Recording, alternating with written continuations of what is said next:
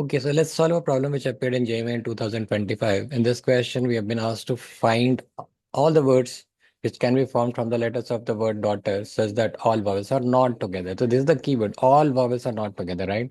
So, so what we do in such cases is that whenever we ask this question, we actually find out all the words which can be found from without any restrictions, and then subtract the words wherein all the words are together, and then we will get our answer. So when there is no restriction and then the letters are actually not repeated, so there are 8 letters, so there are factorial 8 ways in which no restriction. So this is no restriction.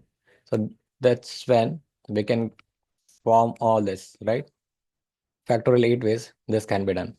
Now, when all the vowels are together, which is A, U, and E, there are 3 vowels. So 3 vowels is a block, and then there are 5 more letters plus 5 more letters. So there are totally 6 letters here. So how many ways I can arrange them? Factorial 6 ways. Now there are 6 letters totally, right? 6 ways, but these 3 letters themselves can be arranged in factorial 3 ways. Now, this is the case when all vowels are together, right? When all vowels are together, now what we have to do is, when all vowels are together, then what we have to do is that we have to sort of now subtract it to get when all the vowels are not together. So the final answer will be factorial 8 minus factorial 6 into factorial 3.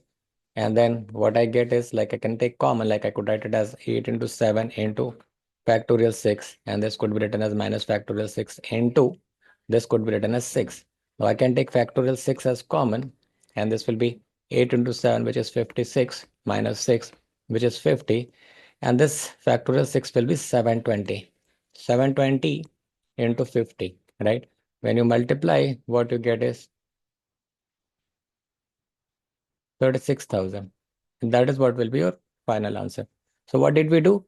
We formed all the words without any restrictions. Then we subtracted the cases when all vowels are together. And that is when we will find our answer. All right.